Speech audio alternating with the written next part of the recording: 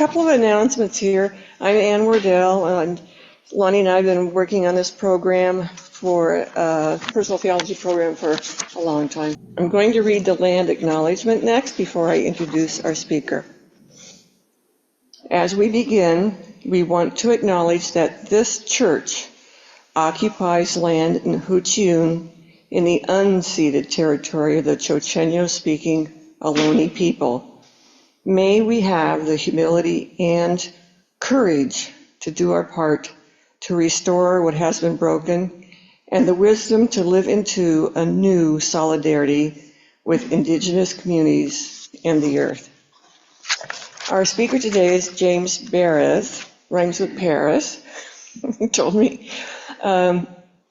He is a founding teacher of Spirit Rock Meditation Center. James started the Community Dharma Leader Program, the Kalyana Mita Network, the Spirit Rock Family Program, and helped create the Heavenly Messengers Training Program. James has been leading the online course Awakening Joy since 2003. I've taken that course. Who else has taken it? Okay, I'll bet you there's a lot on Zoom. I would recommend it. He will tell you more later about it. That class and another class that he's teaching coming up, and they are on Zoom. He serves as a guiding teacher to One Earth Sangha, a virtual eco-dharma center devoted to Buddhist responses to climate change. He co-authored Awakening Joy and Awakening Joy for Kids. So please welcome James Baraz.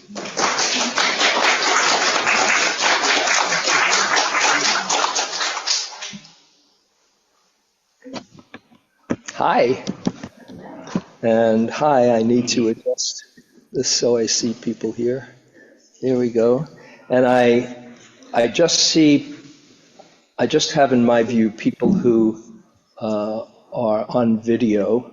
So I welcome anybody who would like to be seen, that I could talk to you directly, to, if you're willing to, show yourself on the camera, so there can be a feeling of community here as much as possible.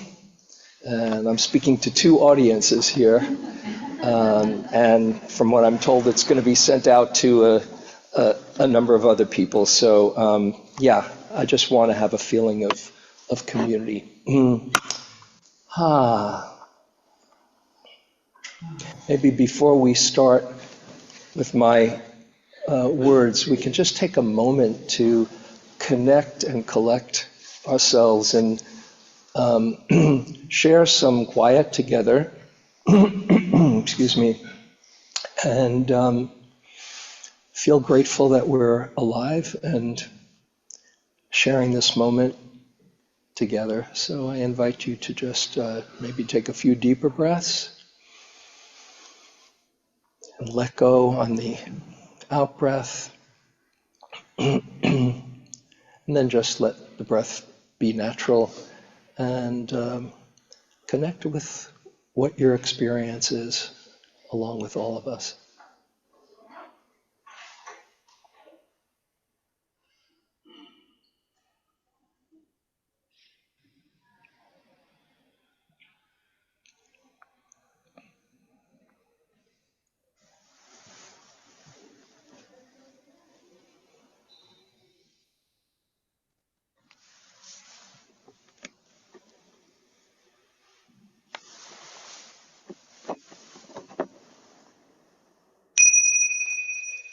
Okay, you can gently come on back.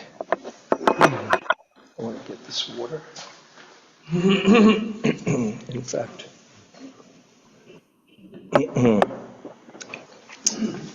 I hope it's okay. My throat is a little froggy, so I'm going to have something to to soothe it.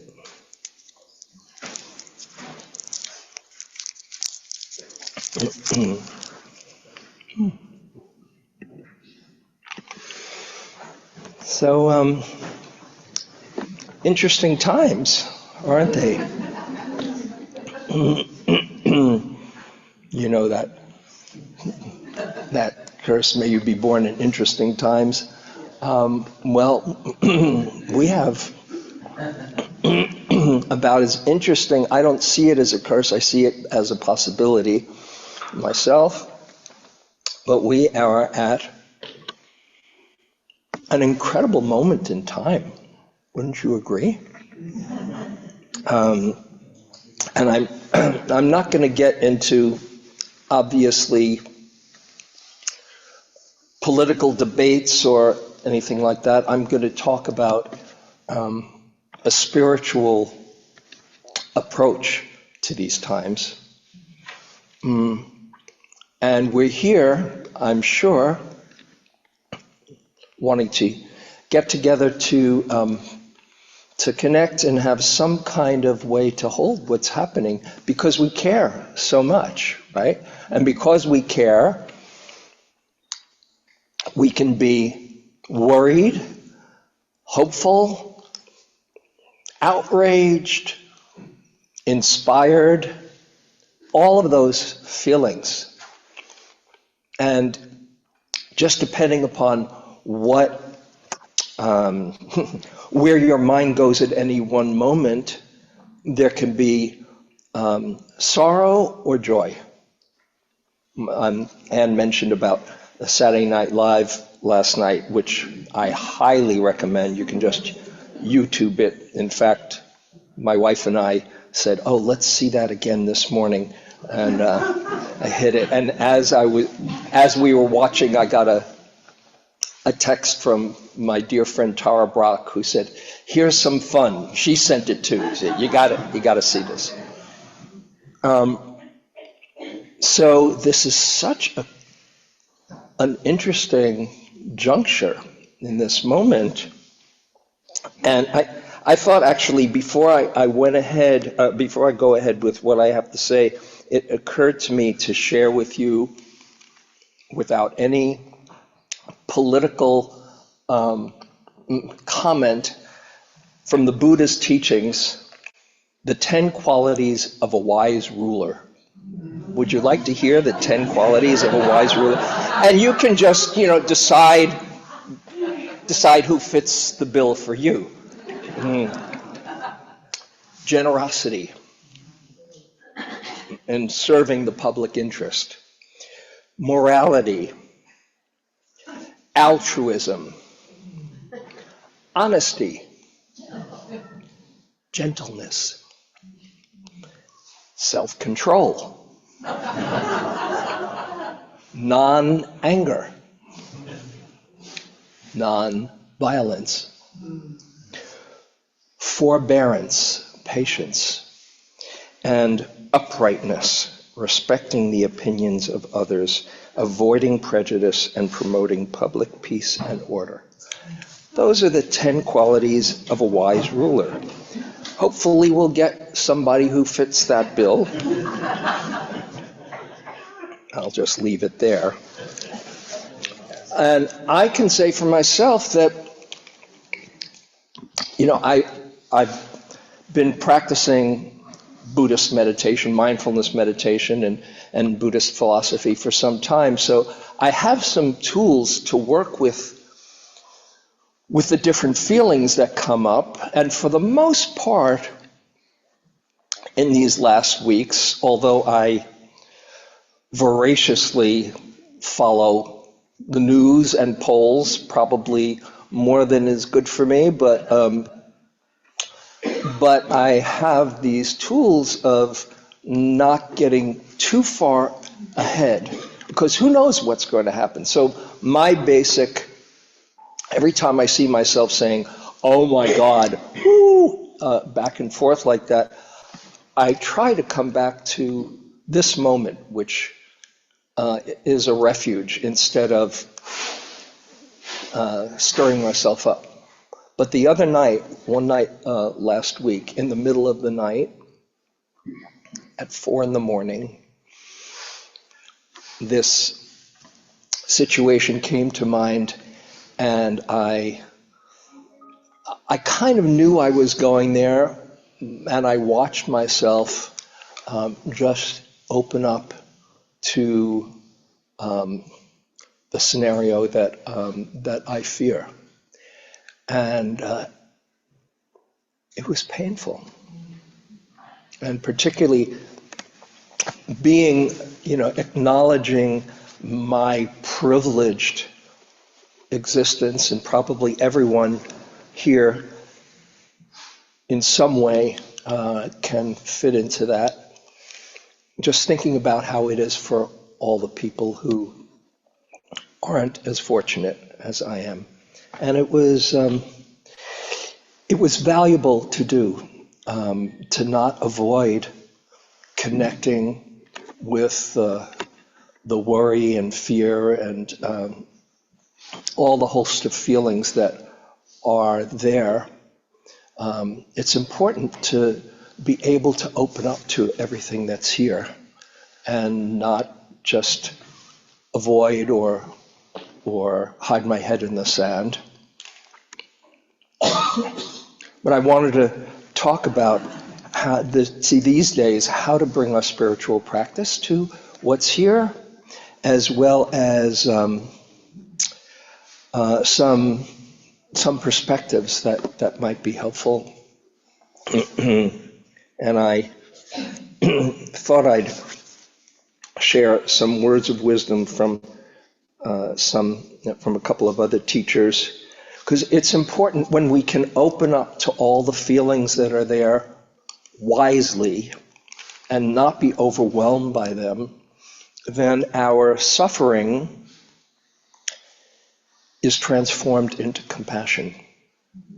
When we open up to them and we're stuck in them and we don't have tools to hold what's here, then we just spin out into worry and fear. So this is the gift of spiritual practice. And I wanted to share a few quotes from Pema Chodron, who's a wonderful Tibetan Buddhist teacher and a really inspiring voice. She wrote a book called The Places That Scare You. And here's a few quotes from that. Only when we know our own darkness well can we be present with the darkness of others. Compassion becomes real when we recognize our shared humanity. We can let the circumstances of our lives harden us so that we become increasingly resentful and afraid, or we can let them soften us and make us kinder and more open to what scares us. We always have this choice. Compassion practice is daring. It involves learning to relax and allow ourselves to move gently towards what scares us. The trick to doing this is to stay with emotional distress without tightening into aversion, to let fear soften us rather than harden into resistance.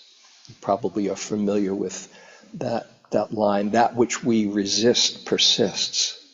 And so the trick is to allow ourselves to, little by little, touch it, like I did in the middle of the night.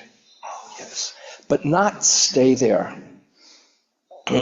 To what's called pendulate between taking it in and at the same time allowing another perspective to hold what's here. And that calls for knowing what in trauma work is called knowing your window of tolerance, where if you know anything about trauma, you can be activated and get dysregulated because you've taken in too much. Maybe you've read too many pieces of news, or you're not getting enough space in between. But to touch it, and then if you find yourself going above your window of tolerance, what's called hyperarousal, then you need to come on back. But you don't want to be numb, what's called hypoarousal, where you're just burying your head in the sand and not feel connected to others. This takes courage. It takes courage to open up little by little to the places that scare you, as Pema Chodron says. I thought I'd read this poem by John O'Donohue. Probably many of you are familiar with him. He wrote To Bless Us All. I think it's one of his beautiful collection of poems. This is courage. When the light around you lessens and your thoughts darken until your body feels fear turn cold as stone inside, when you find yourself bereft of any belief in yourself and all you unknowingly leaned on has fallen, when one voice commands your whole heart and it is raven dark, steady yourself and see that it is your own thinking that darkens your world. Search and you will find a diamond thought of light. Know that you are not alone and that this darkness has purpose. Gradually, it will school your eyes to find the one gift your life requires hidden within this night corner. Invoke the learning of every suffering you have suffered. Close your eyes. Gather all the kindling about your heart to create one spark. That is all you need to nourish the flame that will cleanse the dark of its weight of festered fear. A new confidence will come alive to urge you towards higher ground, where your imagination will learn to engage difficulty as its most rewarding threshold. So that's saying, when you think, oh my goodness, will we live through this? Will we make it through? He's saying to think of all the other moments in your life where that you've had that thought, I don't know if I'll make it through this one. And if you look back and see all the times that you had made it through, it gives you some confidence. We will make it through. It will be hard if things get difficult. But life, impermanence is the one reality in life. And things change. And there's a pendulum that out of the darkness comes light. Works the other way. Out of light comes darkness. And how fortunate we are to be facing towards the light and to have confidence that we can make it through.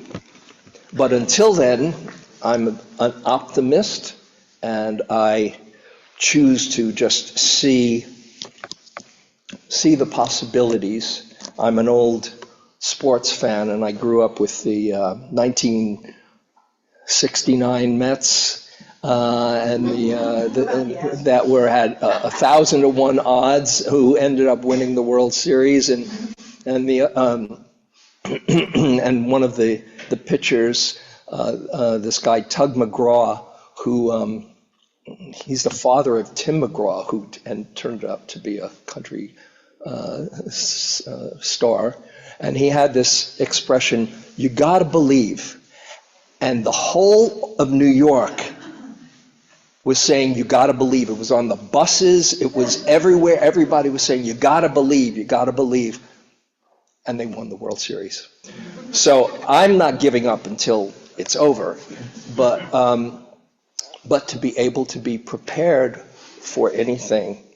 So one thing I wanted to share with you are some practices to hold those feelings, and then we can explore a little bit about perspectives that keep you from getting caught into outrage, angering, and othering, and those kinds of things. So one practice, perhaps some of you are familiar with, is called mindful self-compassion.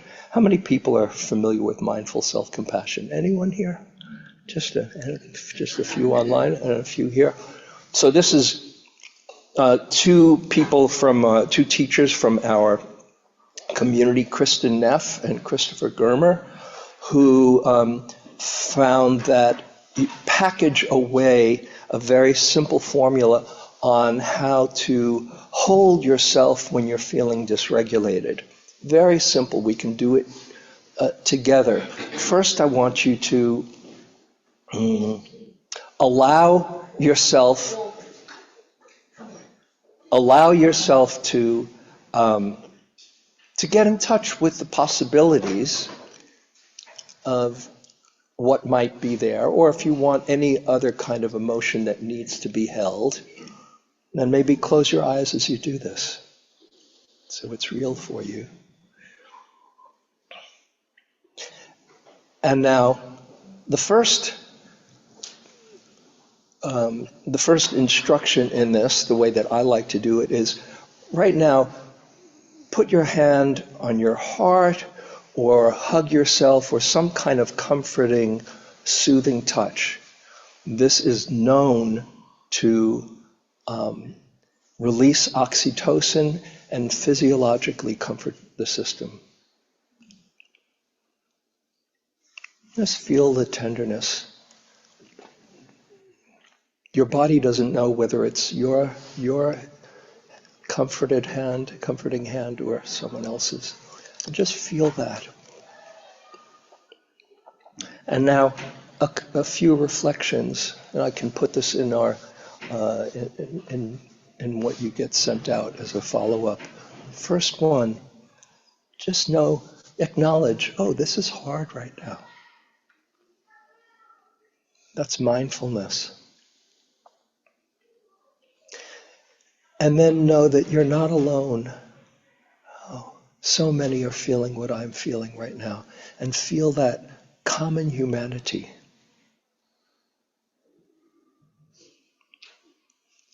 And then offer yourself some kindness. Oh, may I hold this and these feelings with kindness and compassion.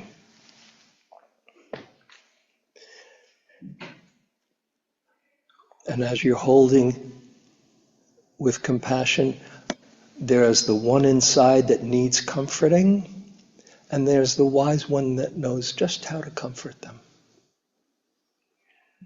Oh, this is hard. I'm not alone.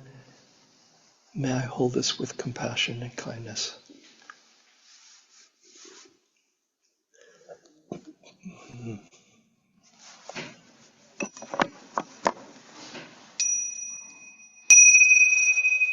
Okay, you can gently come out. You notice that? Very, very simple. We just need to calm ourselves down when we're so dysregulated, and we can do it. There's lots of different ways, and if we had more time, I'd take responses from so many of you, what you do to help calm yourself down. Let's see how we're doing on time. Maybe just a few. What do you do to help calm yourself down? And I can repeat it. When you're dysregulated, what helps you? Just go for a walk. Yeah, release some of that energy. Is somebody else? Be in nature. Again, an expansive spaciousness. Listen to music. Oh, beautiful. That's one of my favorite. Listen to music. Calming music, or if I'm in an ornery mood, I'll put on early Bob Dylan and say, you got a lot of nerve, and just kind of get it out of me and like that. Swim. James Baraz says Beautiful. Swim, and Renee says meditate on the Heart Sutra. Meditate on the Heart Sutra or swim. Yes, so many things, and it's important for you to get in touch with what helps you come back to regulation. Reaching out to a friend, being inspired by wise words. So that's one thing, to comfort yourself down. Another is to just feel your feelings with a lot of kindness, to recognize, oh, this is fear or worry, or to, video just switched, and to allow it to be here for just a little while and let yourself feel in your body, what's here in your heart or your throat or your belly or your jaw or whatever. Just feel what's going on without getting into the story, and just hold it with a very kind awareness. It's just part of being human. So that's bringing mindfulness to the feelings, to the emotions. So finding ways that you can regulate yourself. And I wanted to say a few words about how to wisely respond without getting caught up in your response that becomes the good guys and the bad guys. That's a big one. I understand. I definitely understand. But the more we are caught up in blame and hatred, the more we are succumbing in our own way to what we are so aversive to. I love a Martin Luther King quote, one of my favorite quotes. You have no moral authority over those who can feel your underlying contempt. You have no moral authority over those who can feel your underlying contempt. So contempt isn't the way. Understanding is the way. And I want to share with you some Buddhist or Dharma principles that I've found helpful. One is relating to ignorance.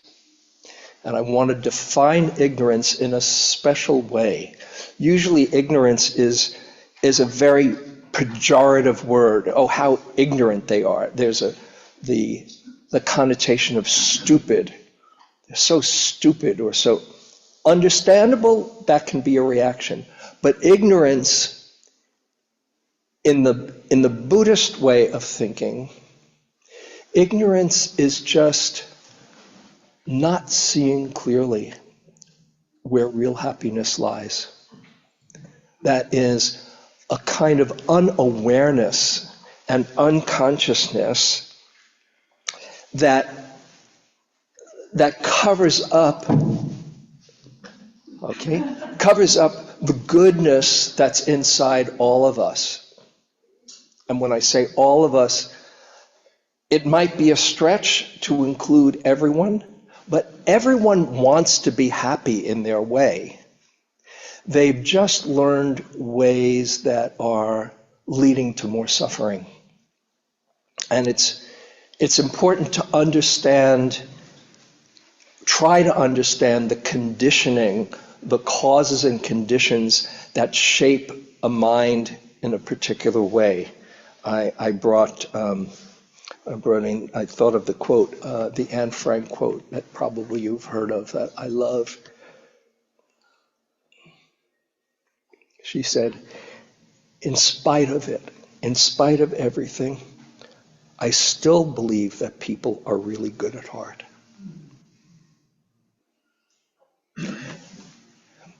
And I feel that too. When I say good at heart, there can be a meanness that's been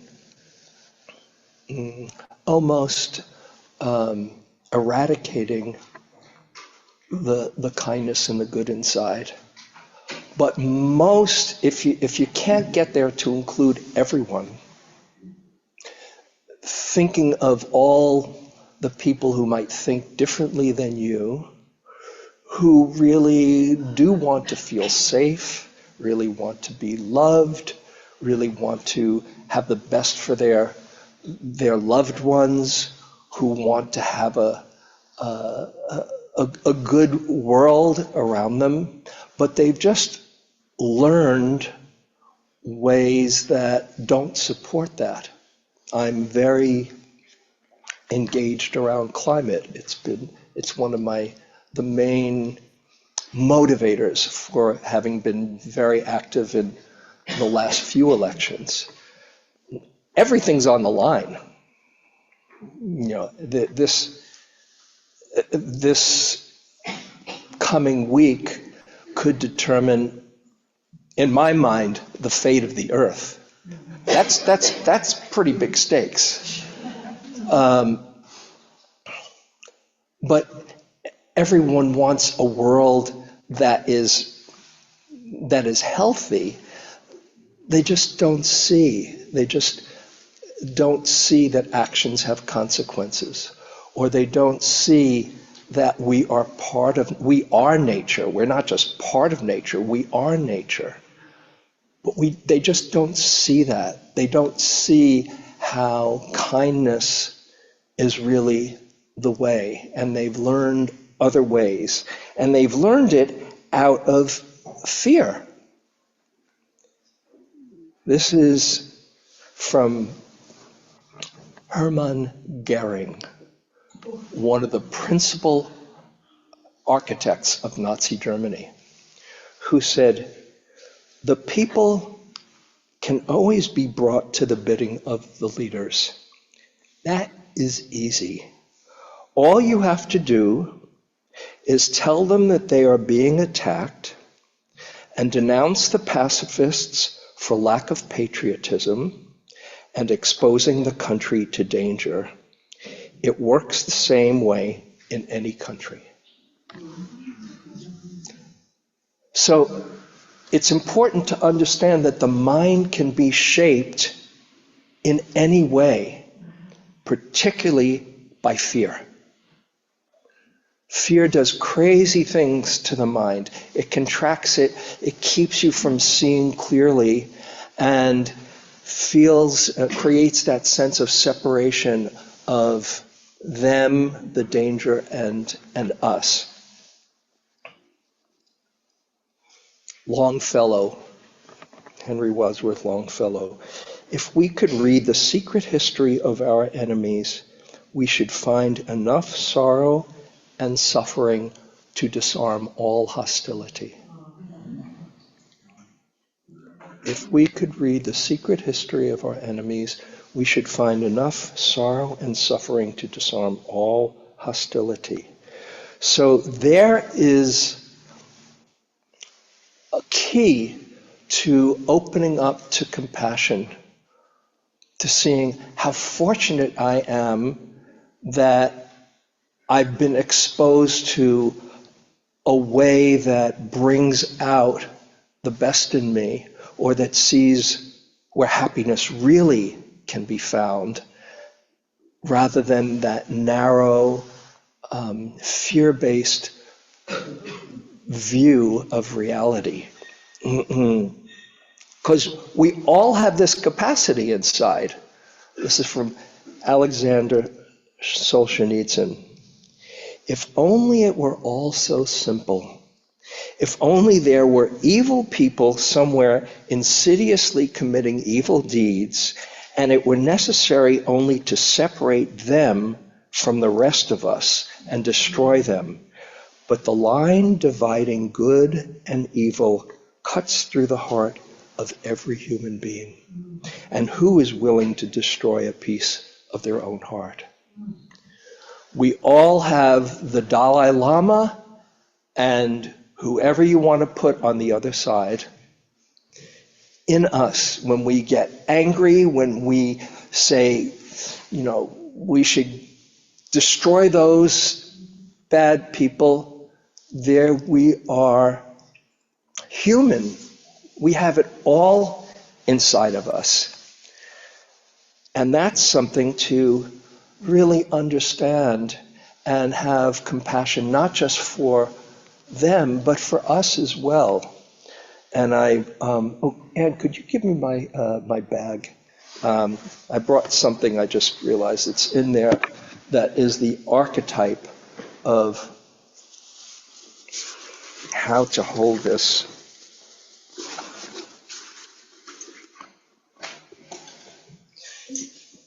Maybe easier for the people on Zoom.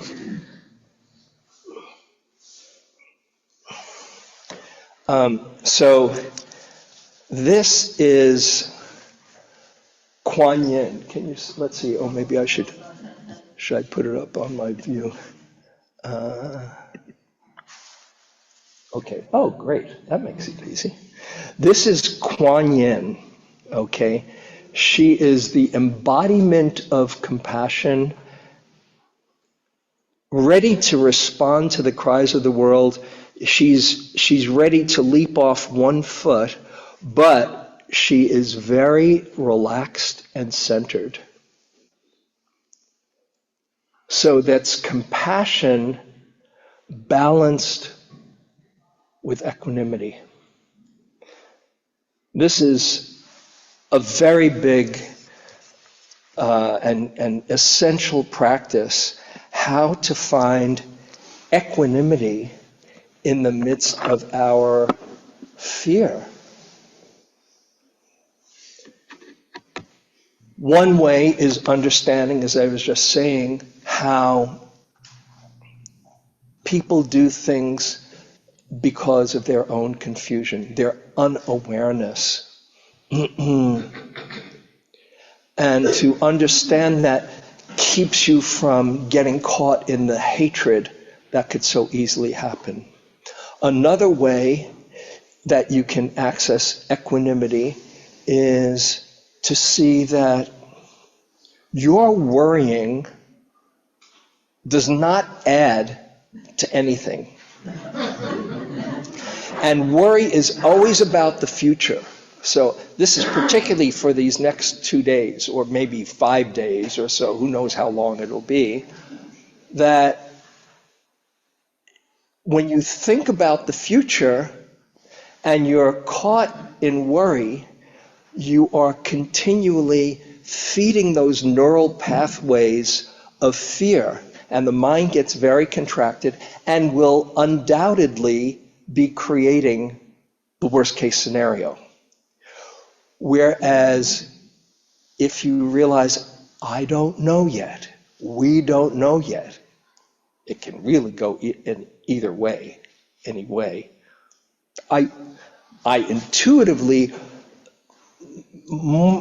choose and sense it's easier for me to imagine the way that will bring me happiness. But it can go either way. But every time I can come back to here we are together on Zoom and in this room, and where probably this is an okay moment because we're together and it helps to be with others. I know some people have to go to choir or something, so if you have to go, you have to go. Have a good morning. But when you're here in the moment, it's an okay moment. When the mind trips forward to the future, it scares itself. And so the more we can be here in this moment, this is where there's refuge, in the present moment. And so equanimity, holding compassion, we care and we are centered.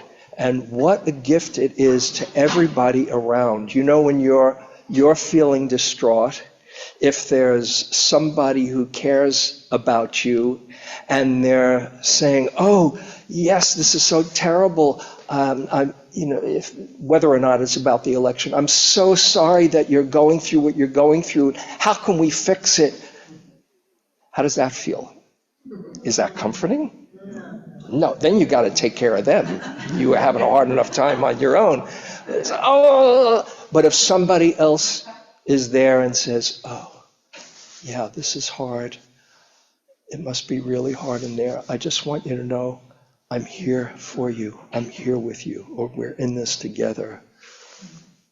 That they create a space for you to calm down. Thich Nhat Hanh, wonderful Vietnamese master, who said, he talked about the boat people who made this treacherous journey leaving Vietnam, and many, many, many boats didn't make it. But the boats that made it had one calm person in the boat that spread that to everyone else. So to be the calm person in the boat, that's what I invite all of us to aspire to. And that we have a choice. We have a choice here. And I think I'll close this at this point and see if there's questions. This is from one of my favorite poets, Dana Falls. The choice, is it faith or fear that rises to the fore? Affirmation or negation at the very core and center of the self? Will it be light or dark within the heart today? The icy grip of fear that knows and sours, leaving me to cower in the shadows. There is another way. I know it surely as I know the scent of spring. The choice of faith invites, invokes, calls forth from all creation both the blessing and the lesson of the day. Whether faith or fear, the choice is mine alone. Each moment choosing, stepping through the door, trusting that the path beyond will surely lead me home. I hope we can choose whatever the outcome is between now and then, and also beyond, that we can choose love, we can choose trust in the greater unfolding, we can choose to engage with caring and love for the world that we want, and choose to be with others, because in that, Nelson Mandela has this phrase, the multiplication of courage, that we can inspire each other. Whatever happens on Tuesday, it's not going to be over. It's not going to be over Saturday. It's not going to be over a month from now. It will still be happening, that there's a lot of people who don't see clearly, who are lost in their fear, and we need to figure out a way to be the light that's in us to help awaken the light in everyone else. So let's go for the best and be ready to act with equanimity for whatever happens. I think I'll stop here and see if there's any questions or comments. Thank you.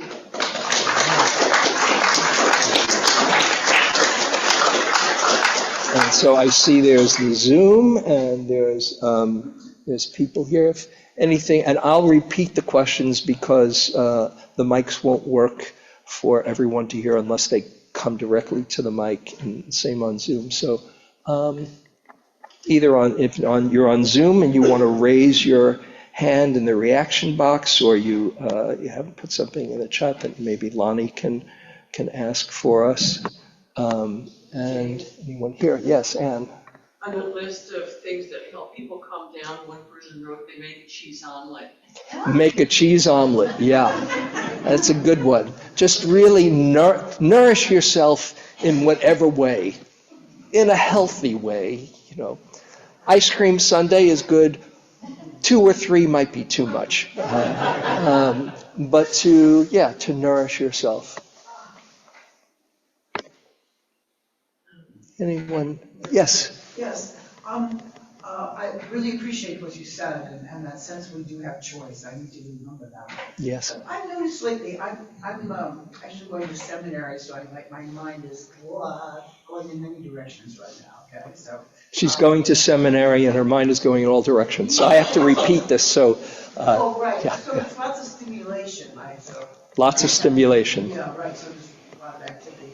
But I noticed lately also, I'm sort of fear phobic. In other words, I don't know that I'm afraid sometimes. In fact, Of course, about this election, I know I have anxiety. But many times, because as a child, I learned, yeah, you can dive off the diving board. Don't be afraid of snakes. Spiders are fine. That rat, it'll find its way out of the house. I mean, Sometimes she doesn't know she's even afraid. I don't. I think I have learned not to feel my fear. Now, not all the time, but that. She's learned not to feel her fear. So what do I do then? I kind of revert to an empiricism, which means facts. She gets in her head and just gets into facts. Yeah, so then I can't make choices. I'm just following the facts. Okay, so what to do with that? Yeah, that's a state of mind. When she's just in her head and just there with facts and she's not in touch with her feelings. It's calming.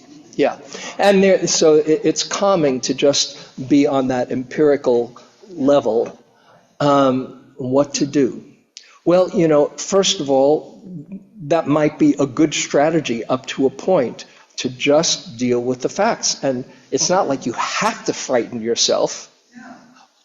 If you sense there's feelings underneath there that you're avoiding, one way that can be very useful is simply to stop, get quiet for a few moments, and ask yourself, what am I feeling now? And without trying to figure it out, listen. And give yourself space. Because it takes often an invitation to get in touch with the deeper feelings. And many are, as you say, in our heads, and kind of that's a way to keep from getting dysregulated. But there can be something really valuable, as I say, to feel your humanity and connection. And often it's just an invitation to stop and ask, what's going on in here? And if you feel that you're avoiding something, you might even ask, is there what am I most worried about or fearful about? And it's more the invitation, the wisdom will come. And if not, then you don't have to go hunting for it, excavating, but you might have a conversation with somebody who is in touch with their feelings and really listen to them and understand why they are feeling what they're feeling in that resonant, in that empathy. You might get in touch with yours, but not to the point where you get dysregulated, but just enough to really let yourself feel it in touch. James, we have a question from Carol Carlisle. Yes, Carol. Hi, Carol. Hi. Hi, I have my Kuan Yin here. She has her Kuan Yin as well. Yes. Yes, she came to me after 9/11, so Nice. I'm holding tight, but that's not what I'm here. The thing about trying to keep yourself regulated when you sort of the devils and angels when things are really bad. And Can you hear? You can. She can. They can hear. Great. okay. I'm thinking, there's during Hitler times, but I'm thinking as a mom, what if it's my daughter that can't get the operation she needs? I can't imagine being regulated then. It's just, well, until and even thinking about that is, for me, that's most painful. So, first of all, it's not imminent. So, no, but I'm thinking I'm thinking of the mom of the. Okay, so when you think in terms of what you see on the news, and it's too much for you, because if it happened to your daughter, it would be too much. Then you titrate your suffering. You hear it, and if the mind can't go there because it's too much, then don't go there. Then don't. If you if you can not, I mean, here you are, you've got a smile on your face right now, so you're not there in every moment in that mind state. So you touch it, it does what it does, but don't stay there and turn your attention elsewhere. There's What if something. it is, I guess I'm jumping ahead, I'm not being in the present. That's it. Exactly. But if it does, you know, things So, could happen. And if things yeah, could happen, how do I stay? If the worst happens, how do I stay in that? you don't try to stay in that. But I'll share with you something that's been helpful for me. One of my inspiring teachers, Angeles Arian, has a line. Oh, I know her. Yeah. It's one of my taglines on my emails. Action absorbs anxiety. If you stay completely imploded and saying, "Oh, what, I don't know what to do," then you feel more and more helpless. But if you say, "Okay, this is really dysregulating me,"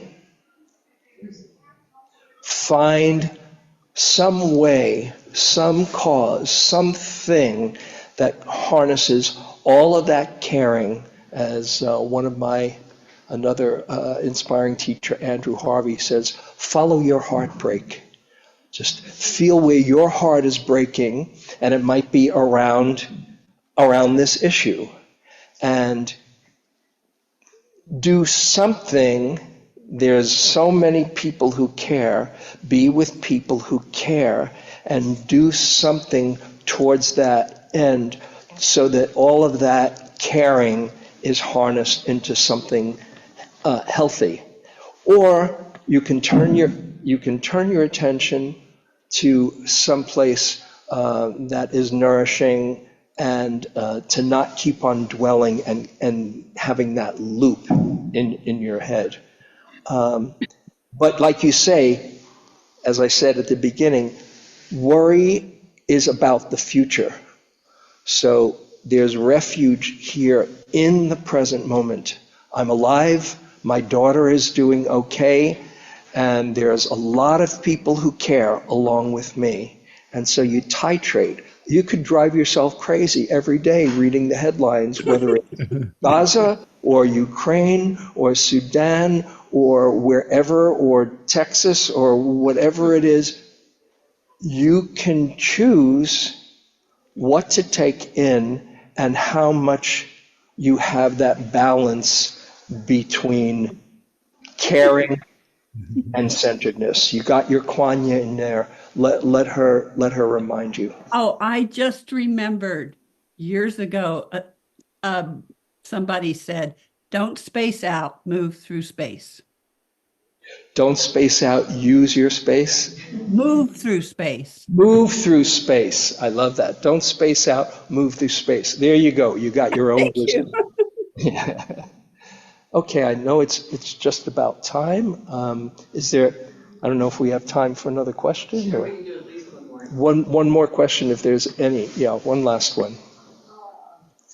I loved your Martin Luther King quote about contempt, and I'm wondering if you can speak a little more to those feelings of contempt that come up. Even though it comes, I understand, I think others also understand that this comes from a place of ignorance, a place of unconsciousness, unmindfulness, a lack of understanding of the interconnectedness. Still, there is such harm that is being created. Our children's future, I'm a climate activist also, our children's futures are being destroyed. How do we, wonder if you could help? The Martin Luther King quote about contempt, and she knows that there's unawareness, but there's so much harm there. How to get beyond that contempt into understanding.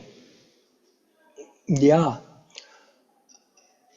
For me, one of the most profound teachings of all is Jesus on the cross, saying, forgive them, they know not what they do. Now, they know, as people, I've said that, and, oh, they knew what they were doing, or, oh, they know what they're doing, but they don't really know. They've been shaped by confusion and by, if it were you raised in that situation with that environment or shaped by fear, you might not be so different. There but for the grace of God go I. For me, one of my heroes is Mary Trump these days. And I got so much from reading her biography of her uncle. Oh yeah, if you're raised by a sociopath, that's what happens. And so I wish, maybe not in this lifetime, but I wish that he too discovers what real happiness is about. Probably won't happen in this lifetime. But for me, my own bitterness and hatred and outrage, I'm the one that's suffering. So to really see, I don't want to be caught in that same contraction and contempt when that could be me, given whatever genetics and temperament and upbringing and all, and there's a kind of softening that I can at least aspire to. So that's where it's a practice. It's not to let them off the hook. It's for my own benefit. Desmond Tutu has this line I love, forgiveness, and I'm not just necessarily talking about forgiveness in this instance, but he says, forgiveness is the highest form of self-interest. I need to forgive so that my own anger and lust for revenge does not corrode my own being. And he was the architect of the healing after apartheid, that you don't want your own heart embittered. That's giving yourself to those forces of hatred. And so that's my practice, not to let them off the hook, but to see this is humanity this in all its array. And it's a practice, and so you have to be really kind and patient with yourself and hold all of those feelings with tenderness, like that self-compassion. And just be right where you are. And if you're not ready to forgive or not ready to open your heart to the other, then forgive yourself for being just where you are. Okay, you start there. Not having a lofty goal that I should be better, but just, okay, this is where I am, and I have the intention to, little by little, keep on opening the heart. So I know it's time. I can stay around if people have questions, but we can just close. Oh, and I want to mention, and I'll mention it when I send to Anne, I'm doing the Awakening Joy course, which happens the end of January, to practice these principles and practices over a 5-month period. And if you do it, it works. There she is still. She's still writing me and saying, oh, will you come here? Because I like the... So I invite you to do that. And I'm also going to be leading a course in another couple of weeks, November 12th. It's online, about heart practices. There are 4 practices in this teaching of loving kindness, compassion, joy, and equanimity, and we're going to practice them over a 4-week period. And this is through Spirit Rock. So I'll send the link. If you just go to Spirit Rock or go to 4 Heart Practices, then I'd love to share it with you. And there'll be a lot of people doing that. If you practice it over a month period, it does work. In fact, maybe I can, let's see. I think I might have it here. I'll put it in. Here it is.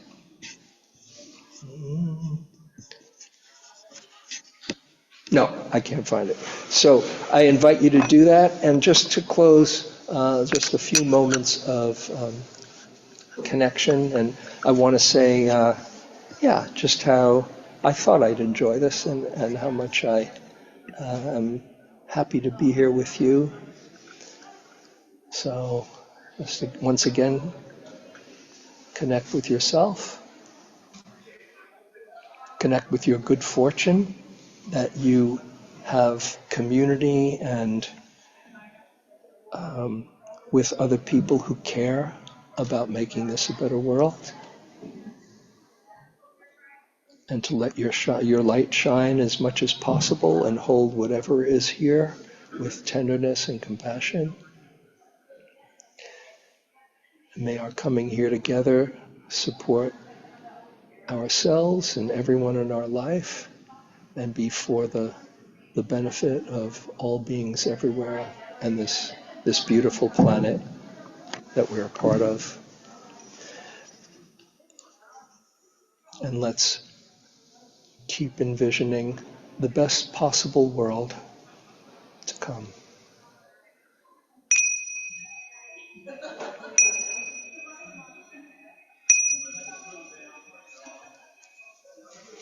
So, thank you very much for your time. Thank you, And James. care. Thank you. Great to be here with you.